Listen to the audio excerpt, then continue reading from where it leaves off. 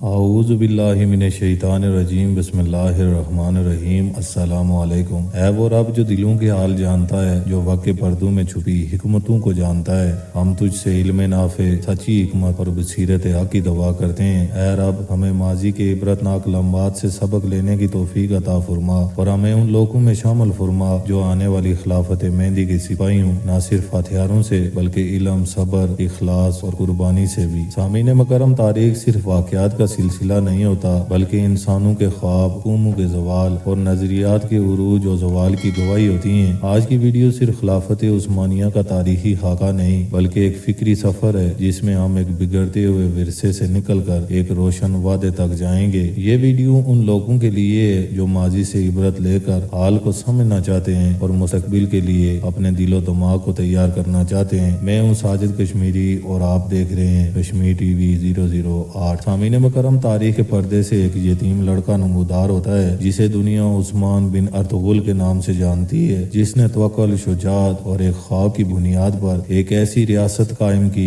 جو 6 صدیوں تک اسلام کی علامت بنی رہی۔ عثمانی خلافت جہاں قانون قرآن سے بنتا تھا، جہاں سلطان رات کو گلیوں میں گشت کرتا تھا، جہاں مدرسے میں تلوار اور قلم ساتھ ساتھ چلتے تھے۔ 1453 میں سلطان محمد فتح نے قسطنطنیہ دنیا کو فتح کیا اور یورپ کے سینے میں کھلبلی مچا دی۔ یہ خلافت اب صرف ایک سلطنت نہ رہی بلکہ ایک نظریہ بن گئی، اسلامی وحدت کا نظریہ۔ سامعین مکرم، یہ وہ دور تھا سلطان القانونی کا جس کے دربار پہ انصاف وقت پر پہنچتا تھا، جس کے بری قافلے افریقہ سے انڈونیشیا تک جاتے تھے اور جس کے سائے میں اہل کتاب بھی امن سے جیتے تھے۔ یہ وقت تھا جب خلافت صرف تلوار سے نہیں بلکہ علم، ثقافت، فن تعمیر، عدل اور دین کے زور پر کھڑی تھی۔ لیکن ہر عروج زوال کی طرف پہلا قدم بھی ہوتا ہے۔ سامعین مکرم، جیسے جیسے وقت گزرا، خلافت مخملی تکیوں اور محلوں کی قید میں آ گئی۔ جہاد کی جگہ جشن، تحقیق کی جگہ تعویذ اور عدل کی جگہ چاپلوسی نے لے لی۔ یورپ نے سائنس، ٹیکنالوجی اور تنظیم اپنائی اور خلافت ماضی کے سائے میں جیتی رہی۔ پھر آئے وہ لمحے جب خلافت کو مریض یورپ کہا جانے لگا۔ فرانس نے مصر پر حملہ کیا، برطانیہ نے ہندوستان پر قبضہ کیا، روس نے شمال سے وار کیا اور آخرکار خلافت عثمانیہ کو ٹکڑوں میں بانٹ دیا گیا۔ 1924 وہ المناک سال جب کمال اتاترک نے خلافت کے تابوت پر آخری کیل ٹھونکی۔ خلافت ختم ہو گئی لیکن امت جاگ نہ سکی۔ خلافت کا تختہ الٹ گیا لیکن امت مسلمہ کے دلوں میں وہ شعلہ نہیں بجھا۔ سامعین مکرم، اسی لمحے کے بعد امت کے ٹکڑے ہو گئے۔ قومیت، زبان، رنگ اور جھنڈے میں امت بٹ گئی۔ کہیں عرب لیگ بنی، کہیں OIC،